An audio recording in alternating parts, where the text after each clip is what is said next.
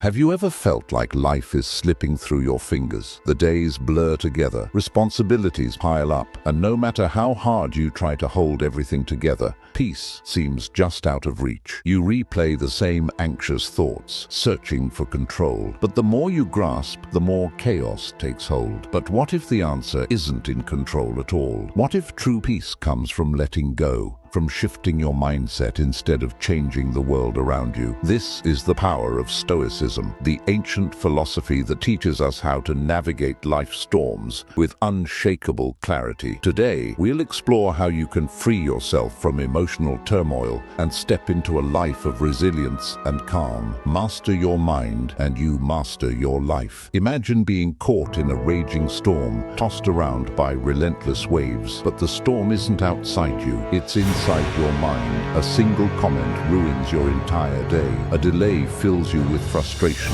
and a small mistake spirals into self-doubt. But what if you could step outside this storm and become its observer instead of its victim? You can't control the world, but you can control how you interpret it. Marcus Aurelius once wrote, "You have power over your mind, not outside events. Realize this, and you will find strength." If an insult stings, it's not the words that hurt, it's your reaction. If a setback feels like a disaster, it's because you label it as one. Pause, breathe, ask yourself, is this event actually harming me, or is it my thoughts about it? This shift alone can free you from emotional suffering. We exhaust ourselves trying to control the uncontrollable, other people, circumstances, the future. We believe happiness will come when things go according to plan. But the Stoics teach that true peace is found in acceptance, not resistance. Epictetus said, "Do not seek for things to happen as you wish. Rather wish that what happens be as it is, and you will be happy." Life is like sailing. You cannot control the wind, but you can adjust your sails. When plans fall apart, ask, what can I learn from this? How can I respond wisely? The more we embrace life as it unfolds, the less power disappointments have over us. Why do we fear uncertainty? Because we crave control. We want guarantees, success, love, security. But reality doesn't work that way. Unexpected events, setbacks, and changes are inevitable. Rather than fearing the unknown, Stoicism teaches us to ride the waves instead of resisting them. Seneca reminds us, "We suffer more in imagination than in reality." Think of all the times you've worried about things that never actually happened. Now, imagine if you had spent that energy adapting instead of fearing. The next time uncertainty makes you anxious, shift your focus from "what if something bad happens?" to "how can I handle whatever comes my way?" This mindset will free you from the prison of overthinking. Life is like a marketplace. Everyone has an opinion. One day you're admired, the next you're judged. If you live for validation, you will always be a prisoner of public opinion. Epictetus advised, "If someone speaks ill of you, do not defend yourself. Instead, ask, have they seen my other flaws too?" True confidence doesn't come from seeking approval, but from knowing your own worth. Would you still do this if no one was watching? If the answer is yes, then external praise or criticism doesn't matter. The less you depend on others' opinions, the more unshakable your peace becomes. Ever found yourself arguing just to prove a point? The Stoics warn that this desire is often driven by ego, not truth. Winning an argument doesn't bring peace. Letting go does. When someone disagrees, pause and ask, is proving my point worth sacrificing my inner calm? Most of the time, the answer is no. True wisdom isn't about always being right. It's about knowing when to walk away. A beggar once said, "I am at peace because I never thought I was owed anything." We don't suffer from lack. We suffer from unfulfilled expectations. We expect perfect relationships, smooth careers, and a life without hardship.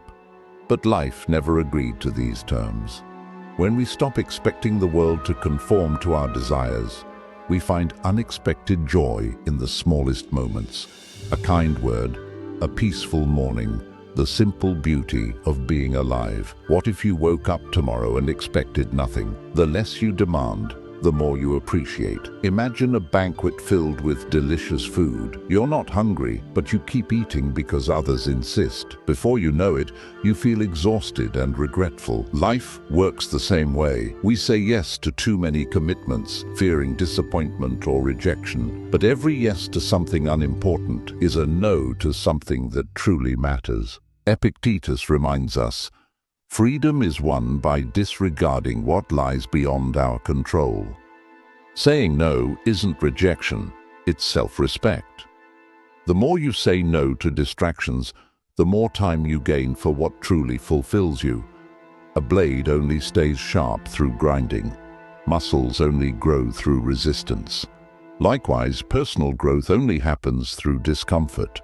The Stoics didn't seek easy lives. They welcomed hardship as training. Seneca said, "Difficulties strengthen the mind as labor does the body." Wake up earlier than you want to. Face a tough conversation instead of avoiding it. Try something new, even if it's uncomfortable. Growth doesn't come from comfort. It comes from stepping into challenge. We live as if we have endless time. We say, "One day I'll be happy." But what if today was all you had?